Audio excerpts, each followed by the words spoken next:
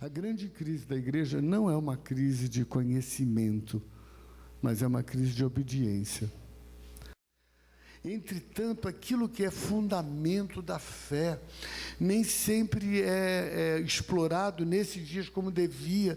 Você pode estar numa igreja que por um ano a fio não pregou uma mensagem sobre Jesus Cristo.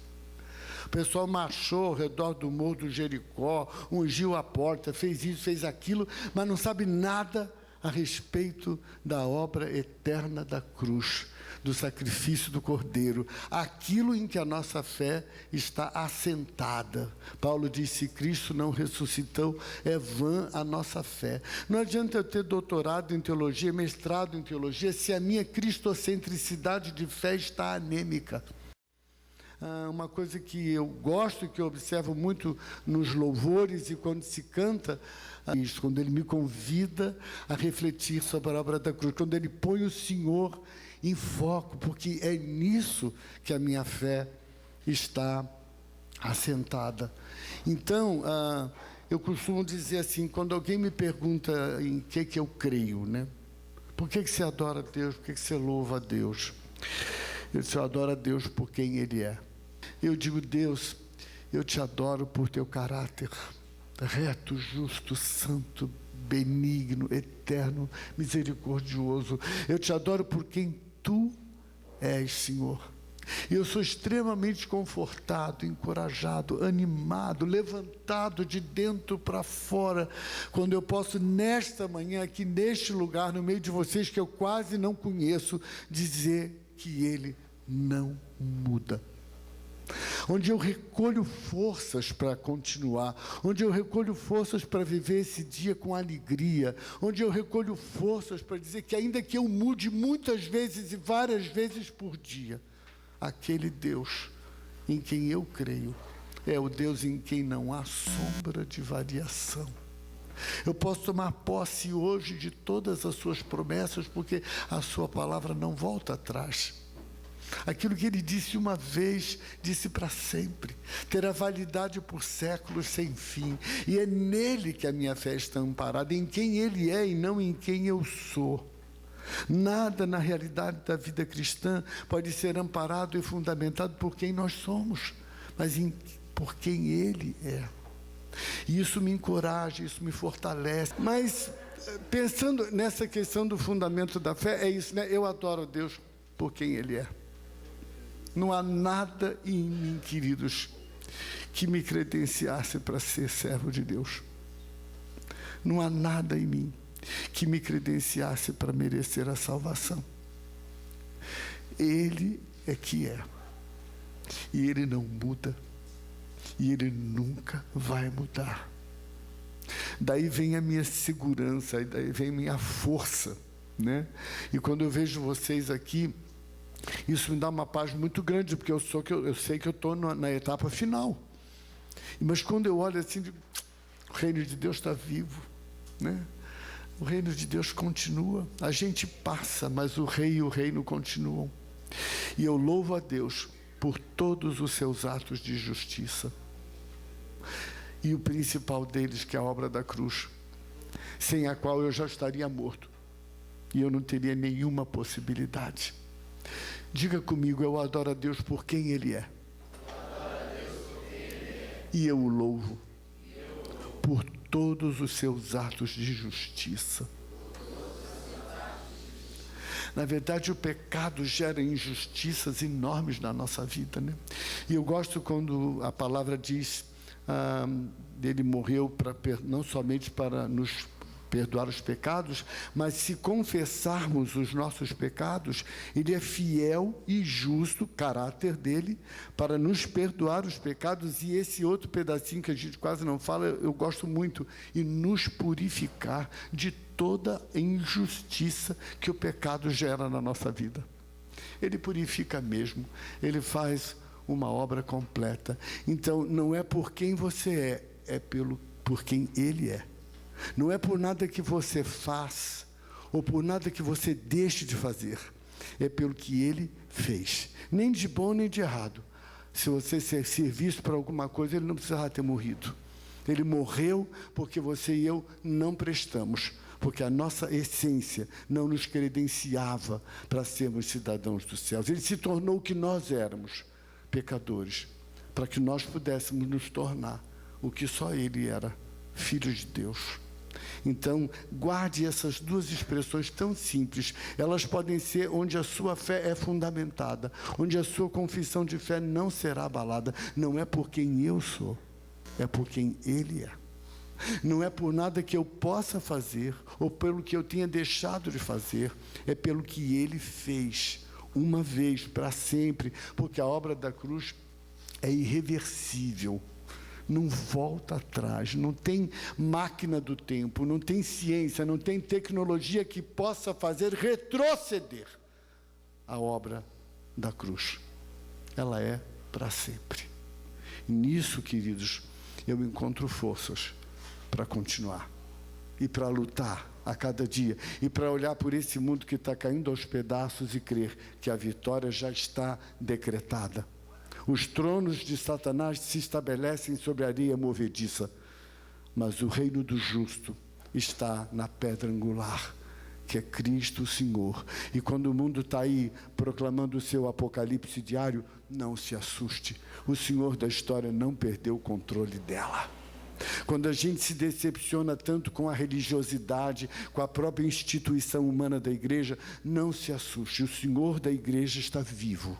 E Ele sabe cuidar daquilo que é dele. Aquilo que está apodrecendo é porque não está sob o controle dele. Está debaixo de regime humano. O que está debaixo do controle dele, da mão dele, ninguém consegue abalar, nem destruir. E se a sua fé estiver de fato em quem Ele é e no que Ele fez, você jamais será abalado. Você vai permanecer firme, você vai permanecer fiel. Eu queria falar um pouco sobre Abraão e o impacto que a vida desse homem de Deus teve e continua tendo na minha vida. Eu queria que vocês abrissem no capítulo 12 de Gênesis. Gênesis 12, nós vamos ler de 1 a 9. Ora, o Senhor disse a Abrão: sai da tua terra, da tua parentela e da casa de teu pai, para a terra que eu te mostrarei. Eu farei de ti uma grande nação, e te abençoarei e te engrandecerei o nome, e tu serás uma bênção. Abençoarei os que te abençoarem, e amaldiçoarei os que te amaldiçoarem, e em ti serão benditas todas as famílias da terra. Partiu, pois, Abrão, como o Senhor lhe tinha dito, e foi Ló com ele. Tinha Abrão 75 anos. Eu estou com 68, estou pedindo clamor ao Senhor. Imagina, ele já estava com 75 anos quando saiu de Harã. Ele levou consigo a Sarai, sua mulher, e a Ló, filho de seu irmão, e todos os bens que haviam adquirido, e as almas que lhe acresceram em Harã, e saíram para a terra de Canaã, e lá chegaram. Passou Abrão pela terra até o lugar de Siquém, até o carvalho de Moré, e nesse tempo estavam os cananeus na terra. Apareceu o Senhor a Abrão e disse: a tua semente darei esta terra. Abrão edificou ali um altar ao Senhor que lhe aparecera. Dali passou para o monte ao oriente de Betel e armou sua tenda, ficando Betel ao ocidente e Ai ao oriente. Também ali edificou um altar ao Senhor e invocou o nome do Senhor. Depois continuou Abrão o seu caminho, seguindo sempre para o sul. Sempre, você está lendo a Bíblia 10, 20, 30, 40, 50 anos, e sempre o Espírito se move e traz um aspecto novo, algo que você ainda não tinha visto, apesar que não foi o tema no qual o Pedro se aprofundou, foi mais a conclusão dele. Ele trouxe ontem alguns insights que eu digo: olha lá, está vendo? Olha aqui, especialmente o aspecto da questão da maldição ali. Ela não se esgota, né? A palavra não se esgota. Você vai ler a vida inteira dizendo, nossa, mas como é que eu nunca tinha visto isso? Já está careca de conhecer o texto. Mas as revelações do Espírito, para mim, aqui, elas talvez vão por uma vertente um pouquinho diferente. A nossa fé precisa voltar a caracterizar-se como um relacionamento pessoal com Deus. Algo que transcende a um código ético, embora considere relevante, que se sobreponha à observância de um conjunto de mandamentos e se expresse com profundidade em um estilo de vida. Se me perguntasse, mas para você o que é ser um cristão? Eu diria, ser cristão é ter um estilo de vida centrado na pessoa de Cristo Jesus. Onde estão os cristãos cujo impacto vivencial no testemunho de Atos dos Apóstolos virava o mundo de cabeça para baixo? Onde é que eles foram parar? Urge que ressuscitemos seu testemunho de fé e coerência na vida dos cristãos contemporâneos. Uma primeira observação que eu quero fazer: Deus é um Deus que se auto-revela. Quando houve aquele grande concílio no céu, quem vai? Não adianta mais mandar ninguém. Jesus levantou a mão e disse, eu vou. Quer dizer, a intervenção não é de baixo para cima, ela é de cima para baixo. Quando eu vejo há uma outra mensagem que Deus me deu há alguns anos, chamada avivamento ou aviltamento. Porque tudo que começa daqui de baixo para cima, para mim, é coisa humana. Agora, o que é de cima para baixo é de Deus. Então, eu encontro muita coisa com o nome de avivamento que eu chamaria de aviltamento, porque é uma provocação para ver se Deus faz aquilo que nós estamos achando que era a hora de Ele fazer e que Ele não decidiu ainda fazer, intervir. É sempre, avivamento genuíno é sempre de cima para baixo. E Deus sabe a hora certa de intervir e a maneira correta em que Ele deve intervir. Ele nunca perde o controle da situação. A igreja institucional está vivendo uma das maiores crises da sua história. E eu acho que esse modelo de igreja que nós temos hoje não tem mais 15 ou 20 anos de vida. Está em franca decadência. Eu estou falando do ponto de vista organizacional, estrutural, esse tipo de coisa. Mas o reino de Deus vai muito bem. E vai vivo, crescendo e se expandindo por toda a face da terra. O que é humano está fadado a morrer. O que é divino permanecerá para sempre. É difícil você pensar num homem a caminho dos 70 anos falando isso, mas é isso que eu creio. E é isso o que eu tenho visto. Um Deus que toma a iniciativa. Porque o texto de Gênesis 12, disse Deus a Abraão.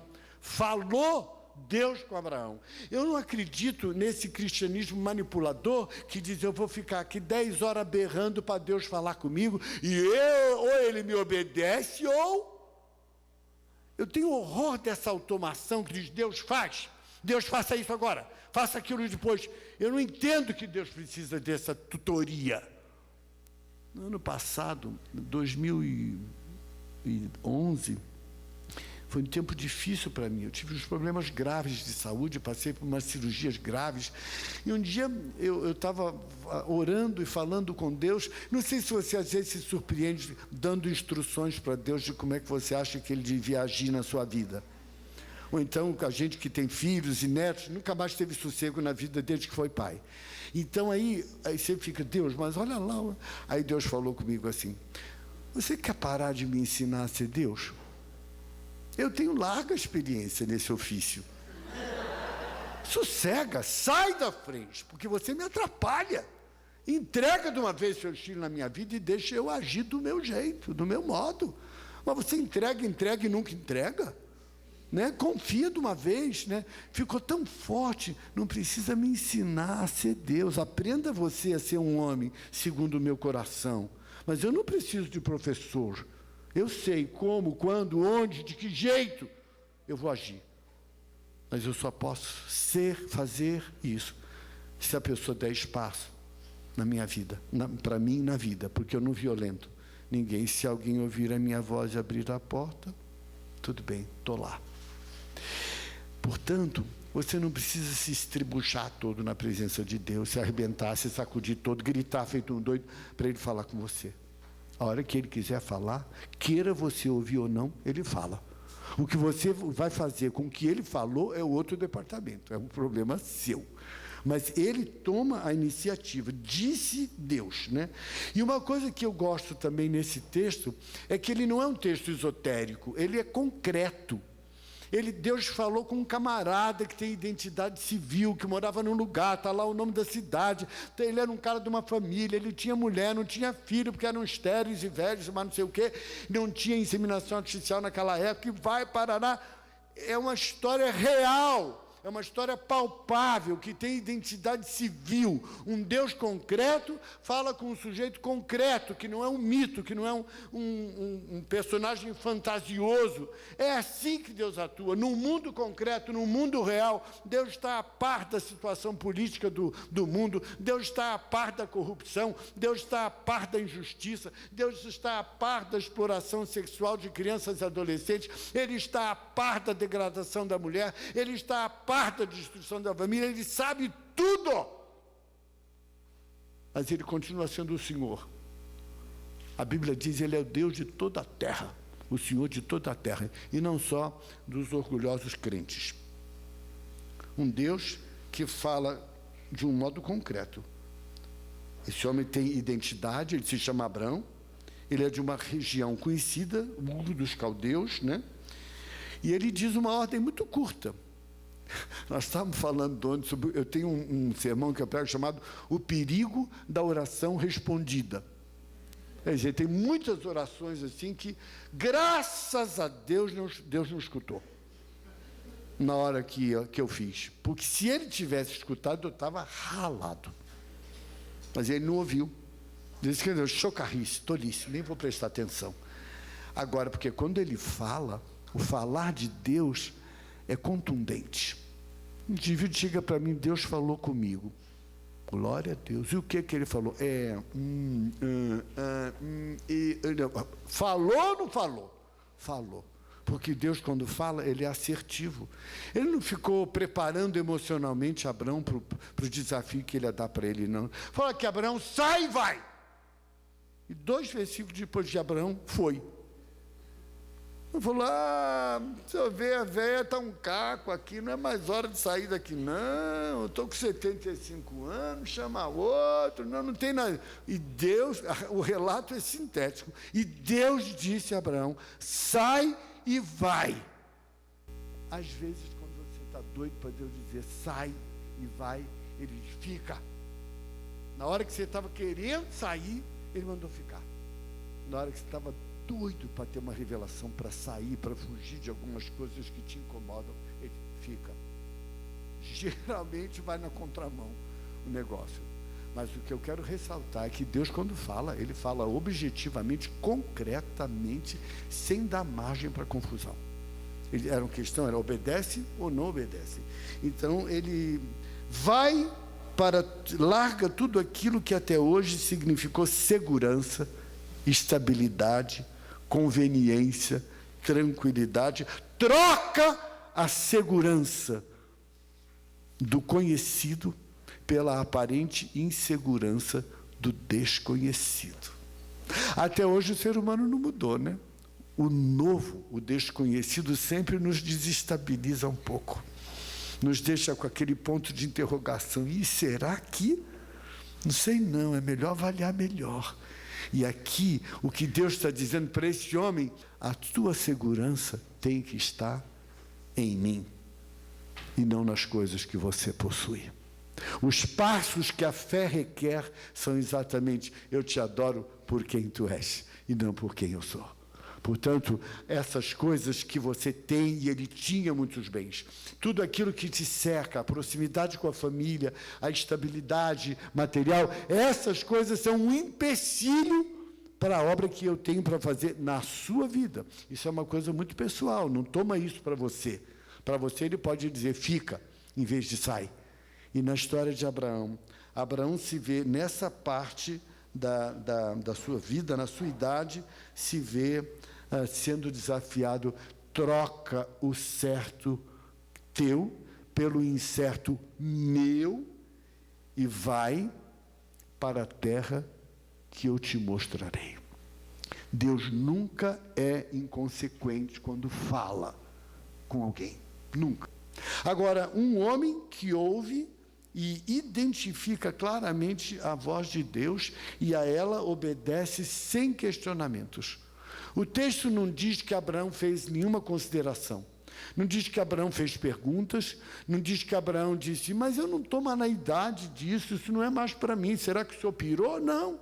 Abraão não diz nada, o texto só diz que Deus falou, sai e vai, e mais 2 versículos para frente, 2 e 3, ele foi. Agora, ele foi sob promessa. Ele não foi de qualquer jeito.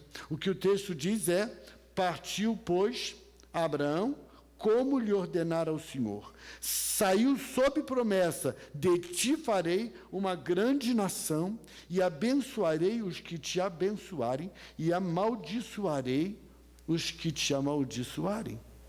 Quando você sai por conta própria, meu filho, você não desfruta essa bênção. Quando você sai por uma decisão sua, porque aqui está desconfortável, porque aqui está desagradável, porque aqui eu não estou me sentindo bem, aí você busca uma situação nova, você não vai com a bênção, porque você saiu de acordo com o seu próprio raciocínio. E muitas vezes esse sair se chama fuga. Eu trabalho bastante com a área terapêutica, então eu digo assim, todos nós somos um retrato de cicatrizes. Se você não é, você é uma exceção. Quem sabe você já ressuscitou e não soube. Porque a vida machuca. O pecado fere. Eu posso me olhar numa radiografia e ver que agora, aos 53 anos de caminhada com Jesus, eu tenho cicatrizes do pé à cabeça. Mas não tenho feridas, porque as questões estão tratadas, estão curadas. Cicatrizes são um processo da nossa caminhada, mas feridas não. Não permita que feridas contaminem sua vida e vá contaminando os outros ao redor. Resolva, acerte, peça perdão, perdoe, fique com as marcas da cicatriz, porque as cicatrizes são a marca do que Deus fez, o processo de cura. Mas a infecção é processo do que é deteriorável, que é o homem, é o ser humano, e isso só leva enfermidade onde quer que a gente vá. Ele foi sob promessa e ele partiu não só sob bênção, ele partiu sob comissionamento. Eu te abençoarei e te engrandecerei o nome, e mais, sê tu uma bênção, porque em ti serão benditas todas as famílias da terra, inclusive a minha e a sua. É uma promessa para todas as gerações. Que experiência tremenda a deste homem. Para vocês terem ideia, olha que produção, era uma produção digna do Spielberg. Mais ou menos 1.500 quilômetros de Harã a Canaã. Tudo em lombo de animal e a pé, porque eram centenas e centenas de pessoas entre família e agregados. Interessante, deve ter sido uma viagem que durou meses, anos, mas o texto não fala nada. O texto só diz assim, e lá chegaram. Ora, é isso que interessa, né? Não precisa dar muito detalhe. Você quer saber de outra vez, quando Deus me meter numa aventura doida dessa, se eu vou chegar, se eu posso confiar. Mas o texto diz sim que eles chegaram lá. Que coisa maravilhosa. Quando você está debaixo do comissionamento de Deus, quando você não está agindo de modo independente, de acordo com a sua cabeça, você sempre chega. Você sempre vai alcançar aquilo que Deus planejou. Mas não seja independente, nem ande dando conselhos a Deus de como é que Ele deve agir. Um jovem de 75 anos se move no contexto do mover de Deus.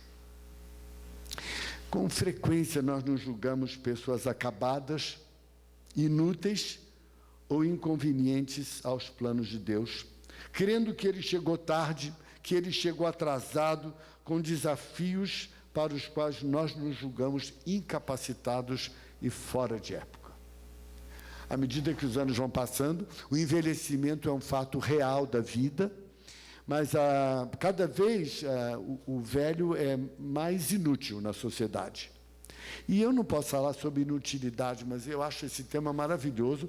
Eu acho a glória quando a gente pode chegar a ser totalmente inútil e ainda assim amado, querido pelas pessoas, por quem nós somos e não pelo que nós fazemos. Eu não sou um utilitário, eu sou um ser humano. Eu mexi com Pedro ontem, ele disse, pastor para cá, pastor para lá. Para com isso, pastor é o que eu faço, eu sou o Edson, eu quero ser amado, querido, acariciado por quem eu sou, não por aquilo que eu faço, né? Isso é uma posição que daqui a pouco já passou. Agora, nunca você é velho demais para os sonhos de Deus. Porque Deus não precisa que você diga para Ele qual é o tipo de desafio que Ele pode te dar ou não. Ele sabe tudo. Quando Ele disser para mim, vai e faz, eu posso ir tranquilo. Só não posso ir tranquilo quando estou indo por conta própria. Ou seja, não porque Ele mandou, mas porque eu resolvi sair.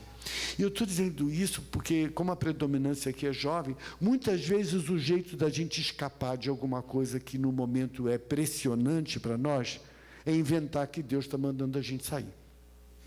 Muitas vezes, quando nós não estamos confortáveis, o ambiente não está sendo aquele que a gente esperava, ou a gente está meio preso, a gente não está conseguindo realizar alguns objetivos que a gente tinha, a nossa ideia é, Deus falou comigo que é para eu sair. Cuidado com essa história de Deus falou comigo, porque isso é um negócio muito grave, muito sério. Mas não vá por conta própria. Se você for por conta própria, você não vai chegar nunca. E quando você for por comissionamento divino, você vai chegar sem sombra de dúvida.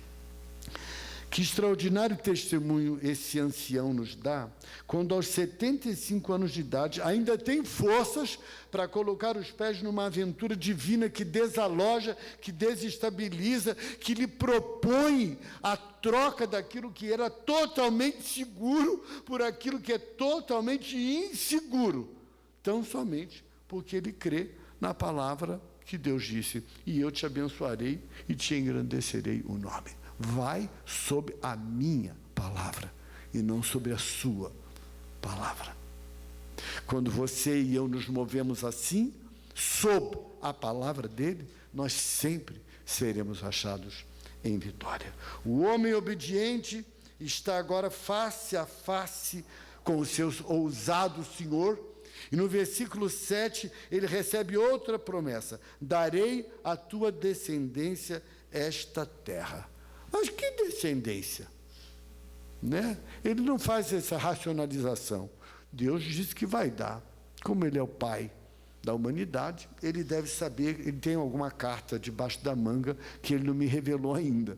Mas se ele falou, ele vai cumprir.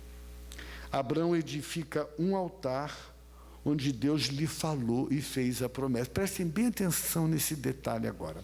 Abraão edifica um altar onde Deus lhe falou e fez a promessa. Um altar que permaneceria como memorial do Deus vivo, mesmo depois que ele fosse embora dali. O altar, que era de pedras, significava, naquela época, quando se encontrava, aqui passou um homem com quem Deus falou, a quem Deus se revelou. Não ficava escrito, altar do São Abraão, não. Ninguém nem sabia quem foi que levantou as pedras e fez o altar. Mas o que ficava perpetuado era o Deus do homem, e não o homem de Deus. Eu não aguento essa troca de posição do reino de Deus nesses dias, em que o que fica é a identidade do homem e Deus passa. Eu não aguento esse culto à personalidade que faz estrelas gospel, que o indivíduo é então considerado um dos 5 milionários do país. Eu não aguento nada que transfere a glória de Deus da cabeça de Deus para o pescoço do homem. Sou velho, sou de outra geração, não foi nesse tipo de cristianismo que eu vim ao Senhor.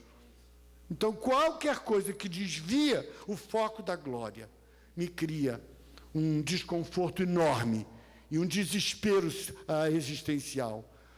A glória dele, para ele, o altar era de pedra. Por gerações, quem passasse por ali, o homem nem existia mais.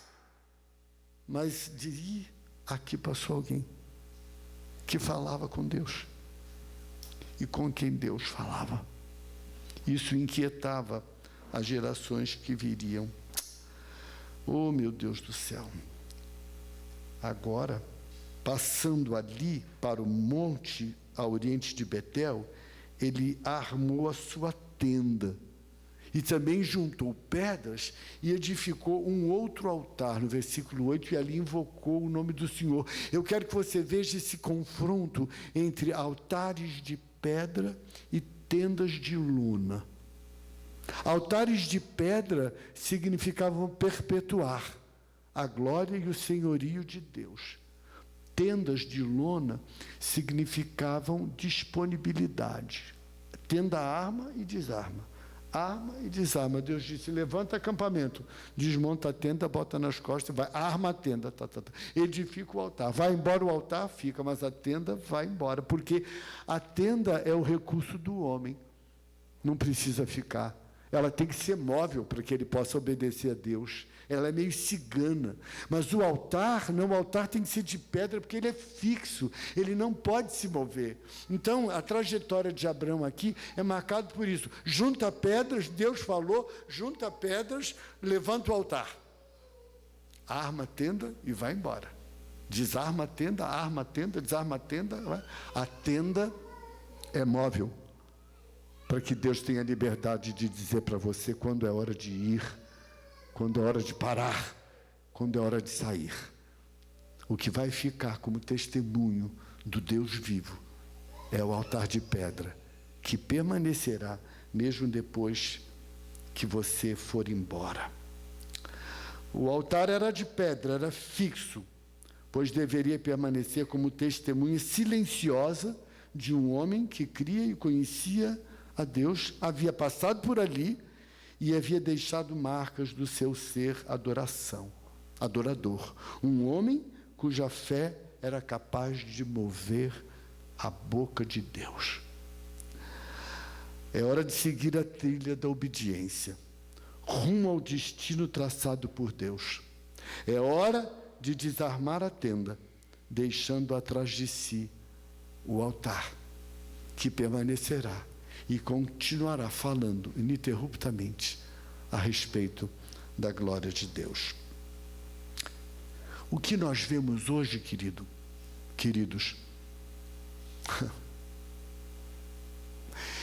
é que no processo histórico aconteceu uma grande inversão. Nós vivemos um tempo em que o altar é que ficou de lona e a tenda se transformou em pedra. Eu queria muito ir, Deus está me inquietando para ir, mas, olha, eu acabei de comprar a casa e agora minha filha está fazendo pós-graduação e falta 3 anos para eu me aposentar. Eu queria muito, como se Deus fosse tolo e jogasse para você um desafio que você não pudesse cumprir. Ele não é, ele é a excelência de sabedoria. Mas nós fomos engessando a tenda. O problema é ter uma casa? Não, o problema é a casa ter você. Esse que é o problema.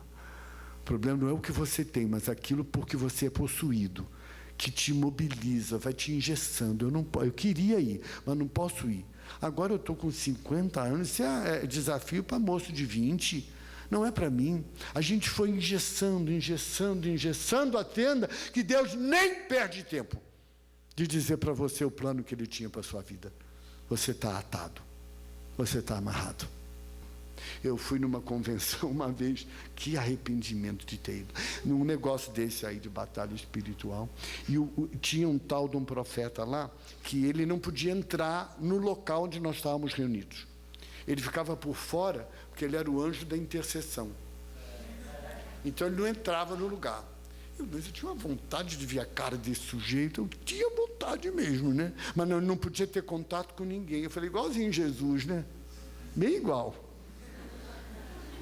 Bem, parece discípulo mesmo, né? Isoladão lá, sem contato com ninguém, tal. Toda vez que a glória de Deus for desviada, queridos, o altar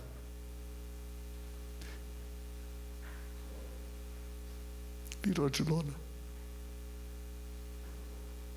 E a tenda virou de pedra. Não siga a homem nenhum. Por mais santo, por mais ungido, ele não é nada diferente de você diante de Deus.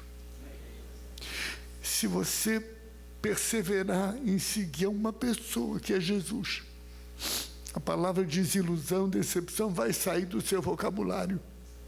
Porque quem não se ilude, não se desilude. Às vezes, quando eu estou falando no Haggai, em outros lugares, às vezes, pela bagagem da vida, uma pessoa me procura e diz: o senhor parece que está um pouco desiludido. Eu disse: não estou não. Num extremo você tem a desilusão, no outro você tem a ilusão. Eu só não estou mais iludido. Porque quando eu olho para a minha vida, eu sei que eu não posso ter ilusões. E se eu não posso ter ilusões acerca da minha vida, eu não posso ter acerca da vida de ninguém. Eu sigo a uma pessoa e ele nunca vai me desiludir. É nele que a minha fé está fundamentada, é nele que a minha fé está centrada. Então, para mim, esse negócio de desilusão é coisa de pessoa imatura. Você que confiou na hora errada, do jeito errado. Mas se você tiver no Senhor o seu fundamento, você não vai se desiludir nunca, porque Ele não nos desilude nunca. Então, não seja uma pessoa desiludida, mas seja uma pessoa sem ilusões. À medida que você vai crescendo, que você vai amadurecendo, você dá a cada coisa o valor definido. E eu não vou empacar na vida cristã porque um outro irmão falhou. Eu já falhei tanto. Se esse foi motivo de escândalo para mim, eu já devo ter sido para muitos e eu nem sei. Olha no foco. Se você fizer isso, o seu altar vai ficar cada vez que você passa. Na última conferência no Instituto Haggai, eu disse o seguinte: o meu nome atualmente é Sombra. Eu sei que estou caminhando para a última etapa da minha vida, do meu ministério. Eu sei que depois que eu falecer, que eu morrer, em poucos anos, 5 anos, ninguém nem sabe quem foi Edson Barbosa, a não ser os amigos mais íntimos. O resto ninguém vai saber, vem outras pessoas, vem outros profetas, vem outros homens de Deus. Mas eu sei, quando a gente está num dia de piquenique, que a gente sai e encontra aquela árvore frondosa e a gente senta lá com um lanchinho para compartilhar, aquela sombra maravilhosa. Ninguém pergunta quem plantou aquela árvore. Ninguém nem pergunta que espécie de árvore é aquela. Mas todo mundo diz assim: puxa, que sombra gostosa. Eu sei que isso é o que eu sou agora. E é o que vai ficar depois que eu for para casa. Porque a sombra daquilo que Deus fez na minha vida e através de mim vai estar aí, na vida de centenas e centenas e centenas de pessoas em quem eu tenho derramado a minha vida nesses anos de caminhada. E elas não vão saber quem era o Edson, mas a sombra da minha vida, do meu testemunho, daquilo que a misericórdia fez através de mim na vida dos outros, vai estar lá.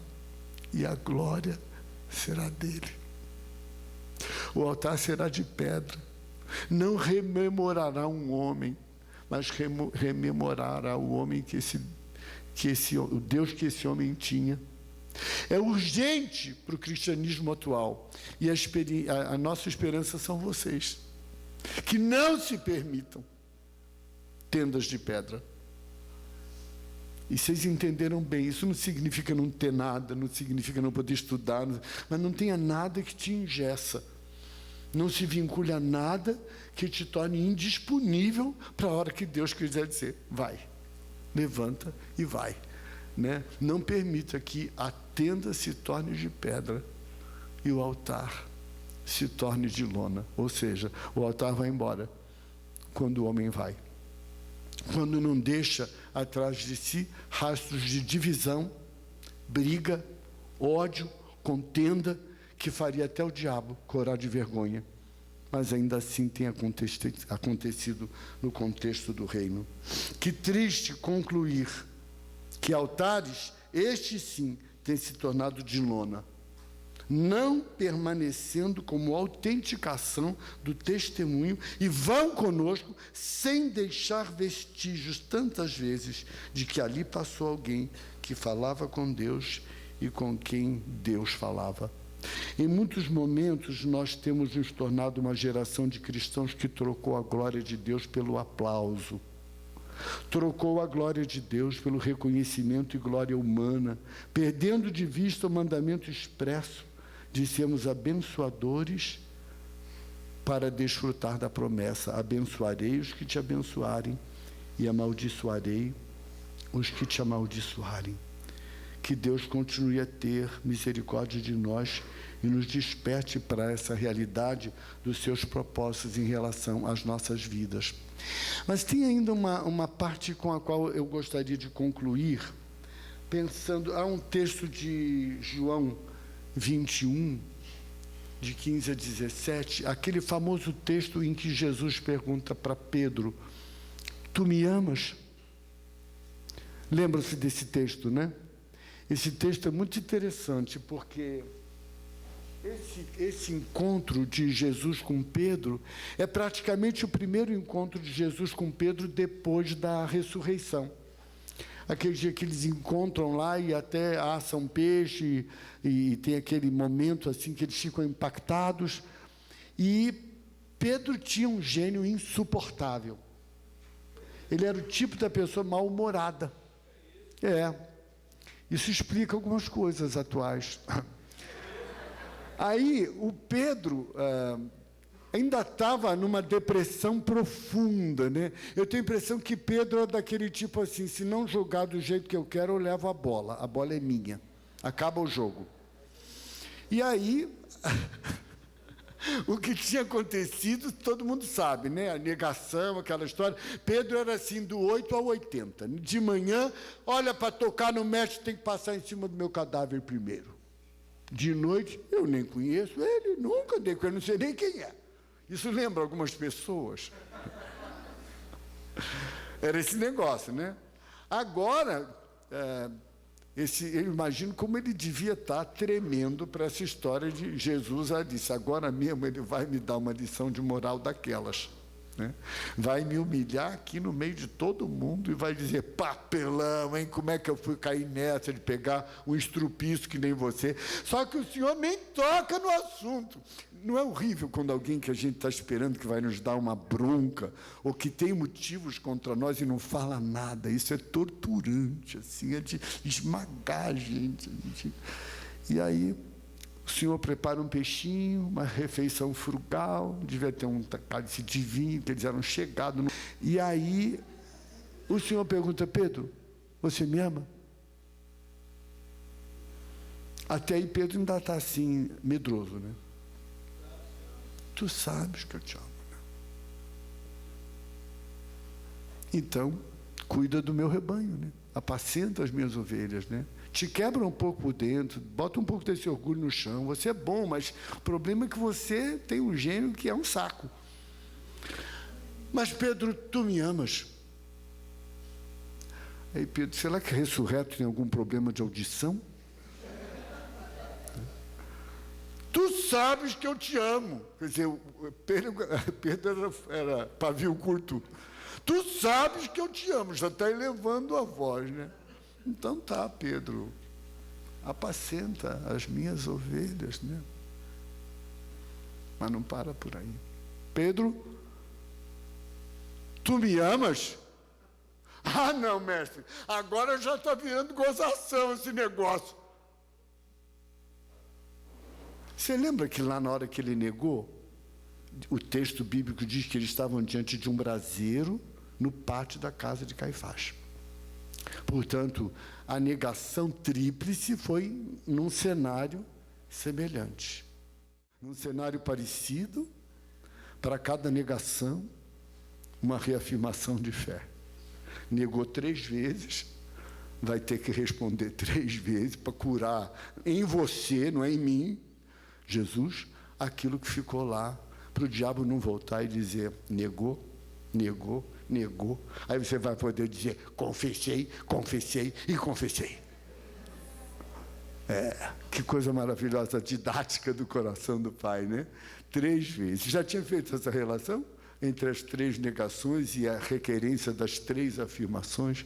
Tu sabes que eu te amo.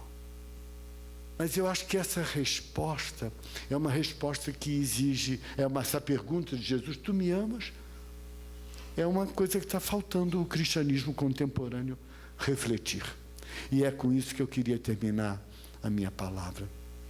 Essa pergunta continua no ar e demanda uma resposta.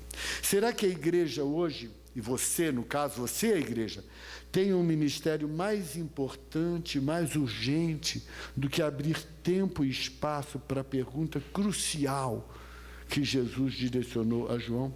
Tu me amas? Há alguma prioridade confessional da igreja, legal ou cultural, que possa suplantar o relacionamento pessoal entre aquele que crê e o seu Senhor? Haverá algum projeto mais importante com o qual a igreja tivesse que estar envolvida do que gerar verdadeiros adoradores? Não são pessoas que vão a um lugar no domingo, mas que elas têm 24 horas por dia uma vida corandel, uma vida diante de Deus. Haverá um desafio maior para a igreja do que gerar uma geração de pessoas que entendem que o culto é a vida, que a reunião termina, mas que o culto é a vida. Haverá algo mais urgente para o cristianismo contemporâneo do que isso? Haverá alguma esperança para uma renovação cristã radical e para a implantação do reino de Deus em sua dimensão social, se Jesus Cristo não for verdadeiramente o Senhor da minha vida? Será que temos deixado e continuaremos a deixar de lado e sem resposta essa pergunta decisiva?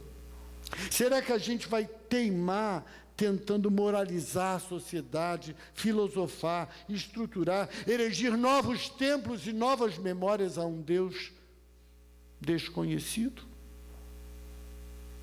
Porque, na verdade, para uma parcela significativa do cristianismo de hoje, Deus é uma realidade desconhecida, estranha. Às vezes, queridos, porque eu sou uma pessoa aberta, leio muita coisa que não é gospel, que não é religiosa, eu sistematicamente quero saber quais são os 10 livros mais vendidos no país. E eu vou comprando e vou lendo. Porque eu vou, no domingo, falar para umas pessoas que estão nessa realidade. E se eu não sei nem o que um povo está lendo, vendo, ouvindo, eu não tenho uma mensagem conveniente para eles. Porque eu estou fora do universo onde eles estão vivendo. Por essa razão, hoje eu, como aconselho muitos pastores, eu sempre digo que todo pastor hoje devia trabalhar fora. Ele devia, pelo menos, meio período, ser professor, estar numa empresa, para ele entender o que o povo a quem ele fala no domingo está passando. Sair da redoma. Isso hoje não funciona mais. Teve uma época que funcionou. Eu fiquei 25 anos pastor sem ter um casal divorciado na minha igreja. O mundo era outro. Hoje, a demanda que tem é muito grave. E nós precisamos de ser adeptos de um cristianismo que prima por dar respostas muito simples para problemas muito graves. Se a igreja falhar nesse papel de abraçar essa humanidade ferida e machucada, não resta mais esperança. Não existe outra instituição na terra com essa autoridade. É uma igreja que hoje não assumir declaradamente um compromisso com as dores humanas vai se tornar simplesmente um espaço religioso, sem nenhuma relevância. Uma igreja que não prepara os seus fiéis para viver lá fora, encararem lá seu ministério, ela vai ser, em pouco tempo, totalmente irrelevante. A gente fica emocionado quando alguém quer ser pastor, quando alguém quer ir para a África, e tudo isso é maravilhoso e precisamos nos emocionar. Mas nós ignoramos completamente missões urbanas. Nós ignoramos completamente o sacerdócio universal de todos os crentes. E que ser um engenheiro, que ser um professor, um militar, um office boy, ou seja lá quem for, um varredor de rua, está lá em missão. Está lá cumprindo o seu ministério. Eu te dizia para outro dia para um varredor de rua cristão, seu quarteirão aqui tem que ser o mais limpo da cidade. Porque é o nome do Senhor que está em jogo, não é o seu. Não importa o que você faz, faça com excelência e faça para a glória de Deus. É isso que Deus quer. Amém?